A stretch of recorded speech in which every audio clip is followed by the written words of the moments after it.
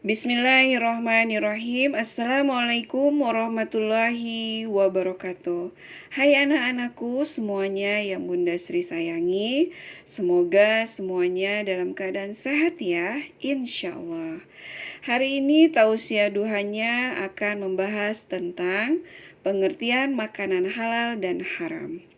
Sebelum mengetahui jenis makanan halal dan haram, ada baiknya bagi kita semua untuk mengetahui definisi secara lebih dalam mengenai istilah tersebut. Baik makanan halal dan haram tersebut tak lain berasal dari bahasa Arab, yakni halal yang merujuk pada kata diperbolehkan.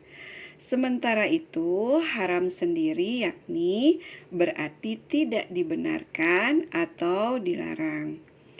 Istilah halal tersebut merujuk pada bahan makanan yang diperbolehkan untuk dilakukan, dipergunakan, atau diusahakan serta terbebas dari berbagai hal yang membahayakan ataupun dilarang.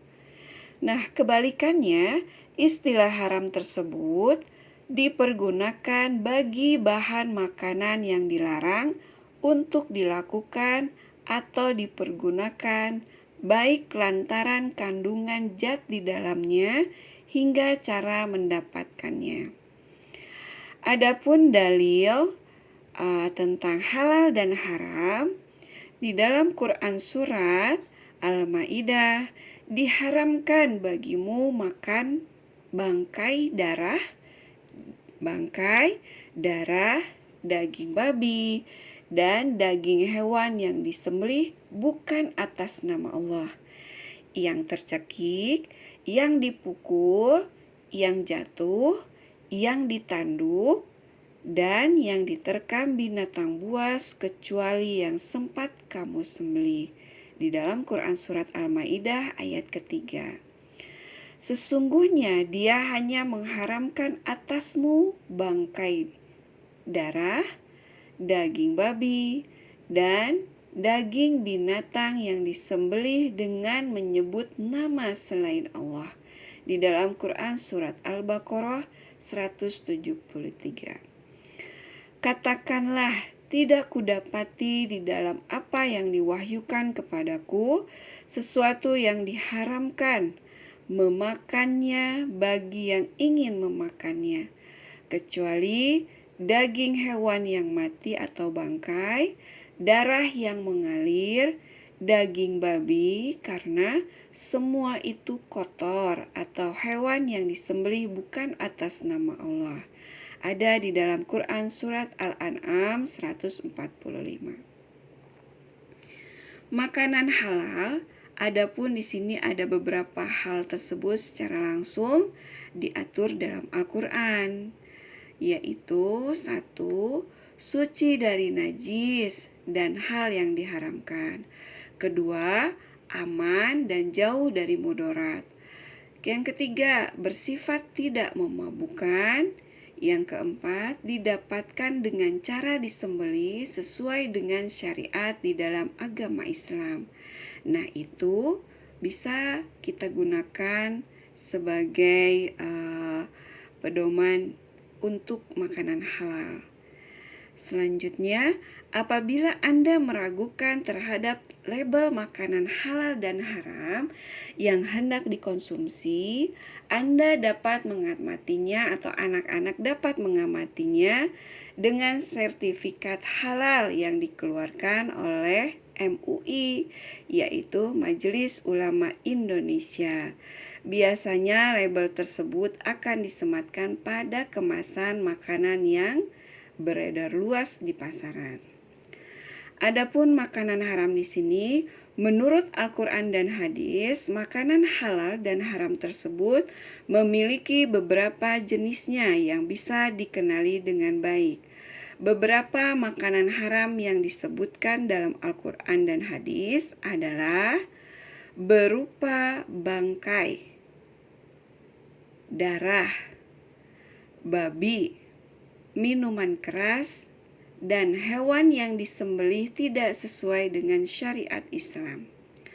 Bangkai di sini adalah bangkai merupakan hewan yang mati dengan sendirinya, termasuk tidak sesuai dengan cara dan syariat Islam yang hewannya yang dicekik tadi, terus terjatuh, dipukul, ada ditanduk hingga diterkam binatang buas. Saat hewan sudah berubah menjadi bangkai, maka dagingnya pun telah rawan untuk menjadi media pertumbuhan berbagai mikroorganisme yang dapat membahayakan kesehatan manusia.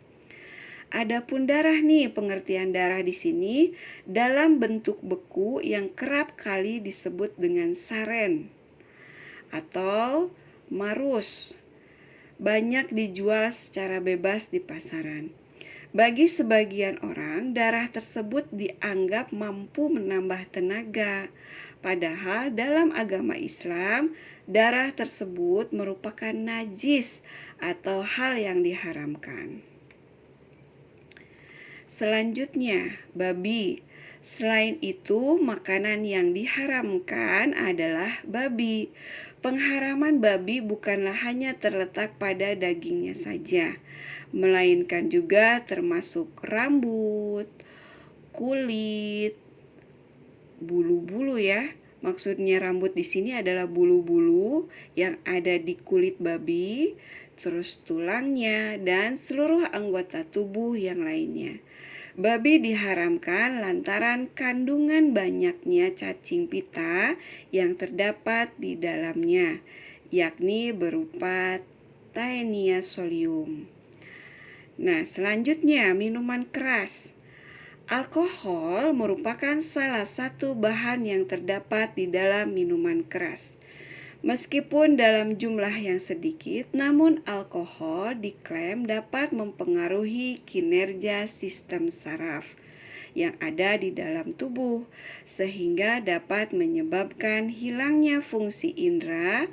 Selain itu, alkohol pun juga dapat memicu berbagai jenis penyakit mematikan lainnya. Nah, hewan yang disembelih tidak sesuai dengan syariat Islam. Secara ilmiah, hewan yang tidak disembelih sesuai dengan cara yang benar akan mudah mengalami stres. Akibatnya terjadilah peningkatan kadar katekolamin dan kreatinin yang dapat menyebabkan penumpukan asam laktat pada daging. Nah, anak-anakku, semoga yang tadi Bunda Sri sampaikan semoga dapat bermanfaat dan anak-anak bisa memilih atau melihat makanan mana yang halal, mana yang haram. Jadi hati-hati ketika menemukan makanan yang tidak baik untuk tubuh kita. Nah, jangan lupa kita baca bismillah terlebih dahulu, ucapkan doa sebelum kita makan. Sekian dari Bunda Sri, wabillahi taufik wal hidayah. Assalamualaikum warahmatullahi wabarakatuh.